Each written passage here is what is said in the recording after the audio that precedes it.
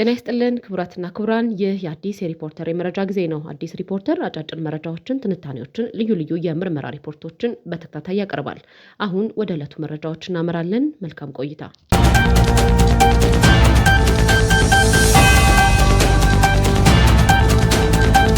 በቅድሚያ ማሳሰቢያ አለ። አዲስ ሪፖርተር ከሚቀጥለው ሳምንት ጀምሮ በፕሮፌሰር መረራ ጉዲና ተሽከርካሪ ውስጥ ስለከሸፈው የሽግግር መንግስት ድርድር ዝርዝር የምርመራ ሪፖርት በተከታታይ ማቅረብ ይጀምራል። የዩቲዩብ ገጻችንን ላይክና ሰብስክራይብ በማድረግ ይከታተሉ። አሁን ወደ ዕለቱ መረጃ እናመራለን። በመጀመሪያም ዜና ጽምዶ። ራሱን በአዲስ መልክ ማደራጀቱን ይፋ ያደረገው የአማራ ፋኖ ብሔራዊ ንቅናቄ አማራ ምድር ላይ በመረማመድ የትነግና የኤርትራን ኃይሎች ማጥቃት እንደማይቻል አስታወቀም። የንቅናቄ ጦር አዛዥ ሆነው የተሾሙት ብርጋዴር ጀኔራል ተፈራ ማሞ በድርጅቱ ደጋፊ ሚዲያ ባደረጉት የስልክ ቃለ ምልልስ መከላከያ የአማራ ምድርን አልፎ ትነግን ሆነ ሻዕቢያን የሚያጠቃ ከሆነ ከጀርባው እንከመርበታለን ብለዋል። ከምንፈልገው ጋር አብረን መስራት መብታችን ያሉት ጀኔራሉ ትግሉ ተጠልፏል በሚል የሰላም አማራጭ ተቀብለው እጃቸውን ለመንግስት የሰጡትን ታጣቂዎች ዘልፈዋል። ምንም ለውጥ እንደማያመጡም አስታውቀዋል። ወልቃይትን ለትነግ አሳልፎ ለመስጠት ተስማምቷል የተባለው እሳቸው በጦር መሪነት የሚመሩት አፋብኃ በደምና አጥንት የተገኘን ድል አሳልፎ ለመስጠት የተስማማው ድርጅታቸው በክህደት ታሪክ ስለመመዝገቡ ያሉት ነገር የለም። በዚህ ቁልፍ ልዩነት ሳቢያ ከሻዕቢያ ግብፅ ትነግ ጋር በመሆን ኢትዮጵያን ለመውጋት ያደረጉትን ይፋዊ ስምምነትም ገና ነው በማለት አጣጥለዋል። ባለፈው ቅዳሜ ከሱዳን፣ ትግራይ፣ ኤርትራ አንድ ህዝብ ናቸው በሚል የጥምረት አዋጅ ሲያውጁ መታየቱንና ይህንን ህብረታቸው ድርጅታቸውን ተቀላቀለ ተገልጿል። ይህ ኃይል ከአማራ ፋኖ ጋር ሆኖ በሱዳን በኩል ወደ ወልቃይት ጥቃት ለመሰንዘር የተዘጋጀ እንደሆነ ጥምረቱ ይፋ ከመሆኑ በፊት መግለጹ ይታወሳል። ተጨማሪ የፋኖ ኃይልን ወደ ሰላማዊ መንገድ እያመራ መሆኑ ተሰምቷል። ቀደም ሲል ለአዲስ ሪፖርተር መረጃ ሲሰጡ የነበሩ እንዳሉት በሰሜን ወሎ ቀጠናዎች የሚንቀሳቀሱ የአማራ ፋኖ ህዝባዊ ድርጅት አፋድ ክንፎች ተጠቃለው እየመጡ ነው። በተለይ በላስታ፣ ዋድላ፣ ደላንታ፣ መቄት፣ ዳውንት አካባቢ ሲንቀሳቀሱ የነበሩ ታጣቂዎች ወደ ሰላም መንገድ እያመሩ ይገኛሉ። እንታገለታለን ብለን ጫካ የገባንለት ትግል መስመሩ ስቶ አግኝተነዋል የሚሉት ታጣቂዎቹ ሀገርን ከሚያፈርሱ ባንዳ ኃይሎች ጋር ለመስራት ዝግጁ ባለመሆናችን መንግስት ያቀረበልንን የሰላም ጥሪ ተቀብለን ወደ ቤተሰቦቻችን ተቀላቅለናል ብለዋል። ከዚህ ቀደም በስውር አጀንዳ ጠልፈን የበደልናቸው ወገኖቻችን የምንክስበት ጊዜው አሁን ነው ያሉት ታጣቂዎቹ በቀጣይ ከመንግስት ጎን ሆነን የልማትና የጸጥታ ስራዎች እንሰራለን። በተመሳሳይ አጀንዳ ተጠልፈው በጫካ ውስጥ የሚገኙ ወንድሞቻችንም ለህዝባቸው ሲሉ መንግስት ያቀረበላቸውን ሰላም አማራጭ እንዲቀበሉ አሳስበዋል። አማራ እንደ ህዝብ ለማጥፋት ሲያሴሩ ከነበሩ ኃይሎች ጋር መስራት የአማራ ህዝብ መበደልና ማዋረድ ነው የሚሉት ታጣቂዎቹ ትነግም ሆነ ሻዕቢያ አማራ ህዝብ እንደ ህዝብ ኢትዮጵያ እንደ ሀገር ጠላት አድርገው የተነሱ አፍራሽ ኃይሎች ስለሆኑ የክፉ ስራቸው ተባባሪ መሆን የለብንም ነው ያሉት። እንደ ወታደር በእኛ መሬት ላይ እኛን ሳይጨፈልቅ ተረማምዶ አይሄድም ነው መልእክቱ። ስለዚህ ይሄን ደግሞ እድል አንሰጠውም። ምክንያቱም የምንፈልገው ጥላት ነው። የምንፈልገው የመጀመሪያ ዓላማችን ይሄን ኃይል ማጥፋት አለብን፣ ለማንም አይበጅም የሚል ነው። በዚህ አጋጣሚ እንደባለፈው በአማራ መሬት እያግራራ ትግራይ ላይ ገብቶ እንዴት ሊተኩስ ይችላል? እስቲ ይየው። እንዴት አልፎ ኤርትራ ላይ ሊተኩስ ይችላል? ዋናውን ነገር እኮ ይሄን መልካም ምድር ሳይቆጥ ይሄን ህዝብ ሳይይዝ እንዴት ነው የሚሄደው? ምክንያቱም ይሄ ጥላት ለዚህ ህዝብ አንደኛ ደረጃ ጥላታችን ነው። ስለዚህ እኛ ያለን በእኛ ላይ ተረማምዶ የትግራይን ህዝብ ሆነ የኤርትራን ህዝብ ሊያጠቃ አይችልም። ከኋላው እንከመርበታለን፣ እናራግፈዋለን።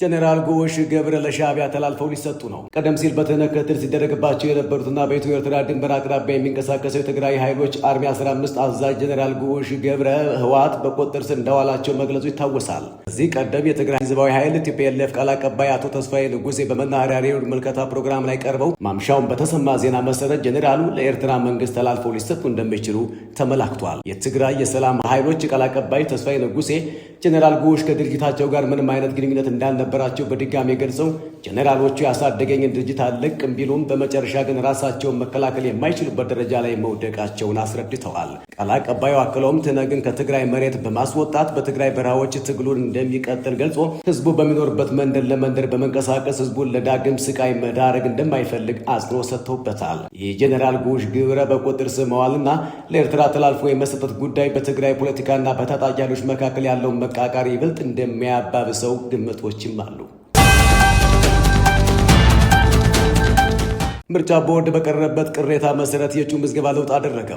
የኢትዮጵያ ብሔራዊ ምርጫ ቦርድ የፖለቲካ ፓርቲዎችና የግል እጩዎች ለሰባተኛው ብሔራዊ ምርጫ በይነመረብ ለመመዝገብ የግል ኢሜል አድራሻ እንዲኖር የሚያስገድደውን አሰራር በ8 ፓርቲዎች ቅሬታ ምክንያት ማስቀረቱን አስታውቋል። ቦርዱ ይህንን ውሳኔ ያስተላለፈው ህብር ኢትዮጵያ ዲሞክራሲያዊ ፓርቲ፣ መላው ኢትዮጵያ አንድነት ድርጅት፣ ባልደራስ ለእውነተኛ ዲሞክራሲያዊ ፓርቲ፣ ትብብር ለኢትዮጵያ አንድነት፣ አማራ ጌናዊ ንቅናቄ፣ የኢትዮጵያ ህዝባዊ አብዮታዊ ፓርቲ ኢህአፓ፣ የኢትዮጵያ ሶሻል ዲሞክራሲያዊ ፓርቲ፣ የወላይታ ብሔራዊ ንቅናቄ የተሰኙ 8 ተፎካካሪ ፖለቲካ ፓርቲዎች የኢሜል አጠቃቀም ካለው አገራዊ ተጨባጭ የቴክኖሎጂ እድገት አንጻር አስገዳጅ መሆኑ አግባብ አይደለም ሲሉ ላቀረቡት ቅሬታ ምላሽ ለመስጠት መሆኑ ተገልጿል። ፓርቲዎቹ በተለይም አንድን የኢሜል አድራሻ ለሁለትና ከዚያ በላይ እጩዎች በጋራ መጠቀም አይፈቅድም የሚለው መመሪያ እንዲሰረዝ ሲጠይቁ ቆይተዋል። በምርጫ ቦርድ 7ኛው ጠቅላላ ምርጫ የተፎካካሪ ፓርቲዎች የግል እጩዎች መሪ ቀነኒ እንሰርሙ መጀመሪያ ላይ የኢሜል አድራሻን አስገዳጅ ማድረግ ያስፈለገው የእጩዎች መረጃ ደህንነቱ በተጠበቀ ሁኔታ ለቦርዱ እንዲደርስ ለማድረግ ነበር ሲሉ ተናግረዋል። በተጨማሪም እጩዎች ባሉበት ቦታ ሆኖ ጊዜና ገንዘባቸውን በመቆጠብ እንዲመዘገቡ ለማስቻል ታስቦ የተዘረጋ ስርዓት ቢሆንም ፓርቲዎች ቅሬታ በአዎንታዊ መንገድ በመቀበል በኦንላይን በዌብሳይት አማካኝነት የሚካሄደው ምዝገባ ላይ የኢሜል አድራሻን አስገዳጅ ያደረገው አሰራር አስቀርቷል። ምርጫ ቦርድ ከኢሜል አማራጭ በተጨማሪ ፓርቲዎች መረጃዎችን የሚለዋወጡበትና የሚመዘገቡበት ቴሌግራም ቻናል ማዘጋጀቱን ቀነኒ እንሰርሞ ገልጸዋል። ይህ አሰራር እጩዎች በየቀኑ የሚያጋጥሟቸውን የአረዳድ የሚሆን የኔትወርክ ችግሮች በፍጥነት ለመፍታት እንደሚያግዝ ታምኖበታል። ከዚህ ባለፈም ማንኛውም እጩ ወይም ፖለቲካ ፓርቲ በ7550 ነፃ አጭር የጥሪ መስመር ላይ በመደወል ከቦርዱ አስፈላጊ የመረጃ ድጋፍ ማግኘት እንደሚችሉ ተናግረዋል።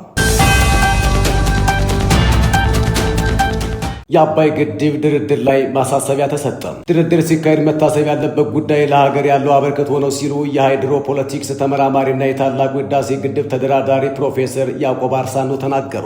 የግድቡ ተደራዳሪ ያዕቆብ አርሳኖ ከፋና ፖድካስት ጋር ባደረጉት ቆይታ እንዳሉት የሀገርን ብሔራዊ ጥቅም ለማስጠበቅ በሚደረግ ድርድር ወቅት የሚነሱ ሀሳቦችን ከሀገር ዘላቂ ጥቅም ጋር በማመዛዘን መቀየስ ዋናው ጉዳይ ነው። በታላቁ ህዳሴ ግድብ ድርድር ወቅት የመጨረሻ ወለል የሆነና የማይታለፍ ቀይ መስመር ተቀምጦ እንደነበር ማስታወስ ማንኛውም ድርድር ቀደምት አባቶች ያቆዩት ሀገር ጥቅም ላይ መመርኮዝ እንዳለበት አስታውቀዋል።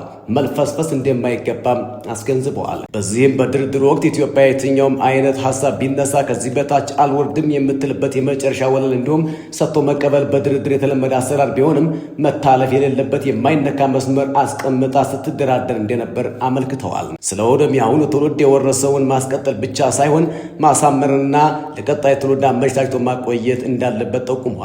ዛሬ የተበላሸ ጉዳይ በዘላቂነት መጥፎ ስለሚሆን ድርድሩን መቀየስ ያለበት ዘላቂ በሆነ መልኩ ሊሆን እንደሚገባ አስረድተዋል። አክለውም በዚህ ሀገራዊ ጉዳይ ላይ ዜጎች ሁሉ በተመሳሳይ አቋም ሊሰለፉ እንደሚገባ አስጠንቅቀዋል። መስማት የተሳናቸው መንጃ ፈቃድ ሊያገኙ ነው። መስማት ለተሳናቸው ዜጎች የመንጃ ፈቃድ አገልግሎት እንዲያገኙ ስልጠና እየሰጠ መሆኑን የአዲስ አበባ ከተማ አሽከርካሪና ተሽከርካሪ ፈቃድና ቁጥጥር ባለስልጣን አስታውቋል። በባለስልጣኑ ተሽከርካሪ ዘርፍ ምክትል ዋና ስራ አስኪያጅ ወይዘሮ ትዕግስት አሰፋ መስማት የተሳናቸው ዜጎች የመንጃ ፈቃድ ስልጠና እንዲያገኙ ጥያቄ ሲያቀርቡ እንደነበር አስታውሰዋል። በመሆኑም መስማት የተሳናቸው ዜጎች ጥያቄው ምላሽ እንዲያገኝ በባለስልጣን መስሪያ ቤት የመንጃ ፈቃድ ስልጠና እንዲያገኙ ተፈቅዷል ሲሉ ተናግረዋል። በባለስልጣኑ ውክልና በተሰጣቸው 143 የአሽከርካሪና ተሽከርካሪ ማሰልጠኛ ተቋማት ብቃት ማረጋገጥ ስልጠና ይሰጣል ሲሉም ገልጸዋል። የባለስልጣኑ ተሽከርካሪ ዘርፍ ምክትል ዋና ስራ አስኪያጅ ወይዘሮ ትዕግስት አሰፋ ስልጠናው ሲጠናቀቅ በባለስልጣን መስሪያ ቤቱ ፈተና እንደሚሰጥም ጠቁመዋል። የሚሰጠው ፈተና የንድፈ ሀሳብና የተግባር ፈተና እንደሚያካትት የገለጹ ሲሆን በአዲስ አበባ ከተማ አሽከርካሪና ተሽከርካሪ ፈቃድና ቁጥጥር ባለስልጣን ቅርንጫፍም የምዘና ማዕከል ይከናወናል ብለዋል። ኢትዮጵያ ባህር ኃይሏን በስልጠና ለማጠናከር ከደቡብ አፍሪካና ሩሲያ ጋር የሁለትዮሽ ስምምነት ደረሰች። ባለፉት ቀናት በደቡብ አፍሪካ ሲካሄድ በነበረው የብሪክስ ሀገራት ለሰላም ዝግጅት በተደረገ የባህር ልምምድ ላይ የተሳተፈው የኢትዮጵያ ባህር ኃይል ልኡካኑ ቡድን ወደ ሀገሩ ተመልሷል። ኢትዮጵያ በልምምዱ ከሙያዊ ግብዓት ባሻገር በቀጣይ ከብሪክስ ሀገራት ጋር የሚኖራትን ግንኙነት ወደ ላቀ ደረጃ ለማድረስ የሚጠቅሙ ግብዓቶች እንዳገኘችበት የልኡካኑ ቡድን መሪ ምክትል አድሚራል ክንዱ ገዙ ገልጸዋል። የኢትዮጵያ ባህር ኃይል አዛዥ ከልምምዱ ጎን ለጎን ከደቡብ አፍሪካ ባህር ኃይል አቻቸውና ከሩሲያ ባህር ኃይል ምክትል አዛዥ ጋር በሀገራዊና ቀጠናዊ ጉዳይ ዙሪያ የሁለትዮሽ ውይይት ማድረጋቸው ታውቋል። የኢትዮጵያ ባህር ኃይል በተለያዩ የስልጠና ዘርፎች ለመደገፍ የሁለትዮሽ ስምምነት ላይ እንደደረሱ ከኢፌዴሪ መከላከያ ሰራዊት ገጽ የተገኘው መረጃ ያመለክታል። ቱሪዝም በአማራ ክልል ማንሰራራቱ ተገለጸ።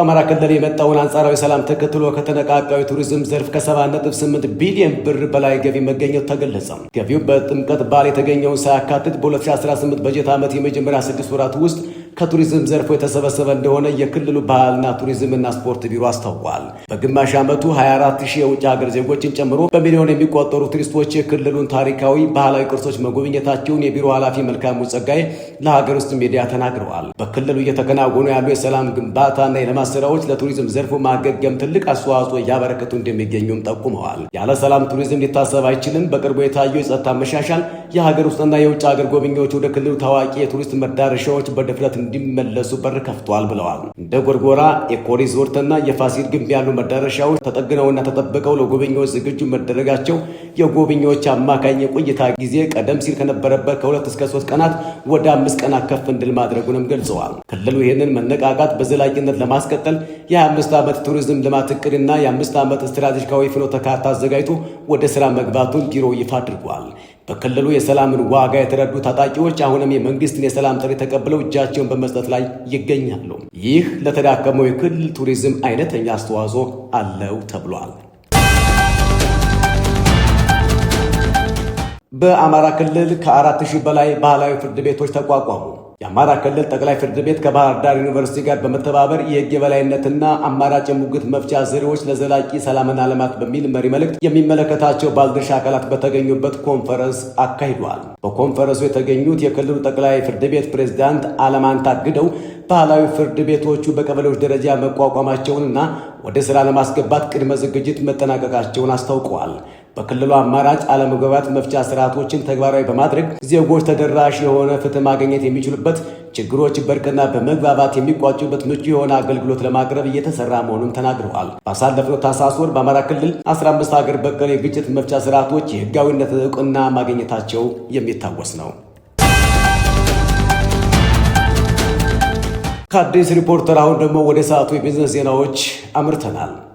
የወርቅና የብር ምርት ዋጋ እያሻቀበ ነው። በዚህ መሰረት የዛሬው ገበያ ውሎ የምንጊዜውም ከፍተኛ ሽያጭ ሆኖ ተመዝግቧል። ከቅርብ ጊዜ ወዲህ የወርቅ ግብይት ዋጋ ጭማሪ በከፍተኛ ደረጃ መጨመሩ ሲገለጽ ከርሟል። በዛሬው ዕለት የወጡ መረጃዎች እንደሚጠቁሙት የወርቅና የብር ዋጋ በከፍተኛ ሁኔታ ከቀደሙት ቀናት በበለጠ ንሯል። እንደ ንግድ መረጃዎች መሰረት የአንድ ወቄት ወርቅ ዋጋ $5,100 በላይ እንዲሁም የአንድ ወቄት ብር ዋጋ $109 በላይ በመሆን አዲስ ታሪክ ተመዝግቧል። በመጨረሻም ለመዝናኛ ቢሆነው በድምፃዊ አሊ ቢራ ስም የሙዚቃ ትምህርት ቤት ሊቋቋም ነው። የድሬዳዋ ዩኒቨርሲቲ አንጋፋው ድምፃዊ አሊ ቢራ ስም የሙዚቃ ትምህርት ቤት ለማቋቋም ቅድመ ዝግጅት እያከናወነ መሆኑ ታስታወቀ። የዩኒቨርሲቲው የሕዝብና ዓለም አቀፍ ግንኙነት ዋና ዳይሬክተር ትንሳኤ ኃይሉ እንደገለጹት ትምህርት ቤቱን ለማቋቋም የታቀደው ድሬዳዋ ያላትን የኪነ ጥበብ ጸጋ ለመጠቀምና የአንጋፋውን ድምፃዊ አሊ ቢራን ውርስ ለመዘከር ነው። ትምህርት ቤቱ ሲቋቋም የተለያዩ የሙዚቃ ጥበቦችንና በአካባቢው ባህል ላይ ያተኮሩ የኪነ ጥበብ ትምህርቶች እንደሚሰጥ ትንሳኤ አብራርተዋል። አሁን ላይ ለትምህርት ቤቱ የሚያስፈልጉ ግብዓቶች የልየታና የዝግጅት ስራዎች እየተከናወኑ ሲሆን የዩኒቨርሲቲው ቦርድ ውሳኔውን ለትምህርት ሚኒስቴር ልኮ ይሁንታ ሲያገኝ ወደ ተግባር እንደሚገባ አቶ ትንሳኤ ጠቁመዋል። ለ60 ዓመታት ለሙያው ታምኖ የኖረውና ከ260 በላይ የሙዚቃ ስራዎችን ያበረከተው አሊ ቢራ ከድምፃዊነቱ ባሻገር በዜማ ደራሲነቱ፣ በአቀናባሪነቱ የሚታወቅ የጥበብ ሰው መሆኑን አመልክተዋል። አሊ ቢራ የክብር ዶክተር ካገኙ የዘርፍ ባለሙያዎች መካከል አንዱ እንደሆነ ይታወሳል። አሁን ደግሞ ወደ ስፖርት መረጃችን አምርተናል። ዋና ዳኛ ክሬግ ፓውሰን እና የአርሰናል ግጥምጥሞሽ። የሊጉ መሪ አርሰናል በውድድር ዓመቱ በሜዳውና በደጋፊው ፊት ለመጀመሪያ ጊዜ በምንጊዜም ተቀናቃኙ በማንቸስተር ዩናይትድ ተሸንፏል። የሰሜን ለንደኑ ክለብ መሸነፍ ብቻ ሳይሆን 3 ጎሎች ተቆጥረውበት ሲሸነፍ የትናንቱ ከ3 ዓመት በኋላ ለመጀመሪያ ጊዜ ነው። የላንክሻይሩ ተወላጅ 46 ዓመቱ ዋና ዳኛ ክሪስ ፓውሰን ደግሞ ጨዋታውን በመሃል አርቢትርነት መርተውታል። መድፈኞቹ በእኙ ዋና ዳኛ ከተዳኙባቸው 35 ጨዋታዎች ደግሞ በ12ቱ ሽንፈት አስተናግደዋል። ዋና ዳኛው የአርሰናልና የማንቸስተር ዩናይትድ 4 ጨዋታዎች በመሃል አርቢትርነት ሲመሩ ዩናይትድ 3ቱን ሲያሸንፍ አርሰናል ማሸነፍ የቻለው በአንዱ ብቻ ነው። በተመሳሳይ የአርሰናል ዜና ቡድኑ ባደረጋቸው 3 ጨዋታዎች ሊያገኝ ከሚገባው 9 ነጥብ 2 ብቻ ማግኘቱ እንደተለመደው የዋንጫ ጉዞው እንዳያደናቅፍ ተሰግቷል። በዚህም አሰልጣኙ ከፍተኛ ወቀሳ እየደረሰባቸው ይገኛል። ለዛሬ ያዝናቸው አጫጭር ዜናዎቻችን ይህን ይመስል ነበር። አብራችሁን ስለቆያችሁ እናመሰግናለን። በደህና አምሹ ቤተሰቦቻችን። የዩቲዩብ ገጻችንን ሰብስክራይብ፣ ላይክ፣ ሼር እያደረጋችሁ አብራችሁ ከኛ ጋር አብሮነታችሁን አስቀጥሉ። ሰናይ ጊዜ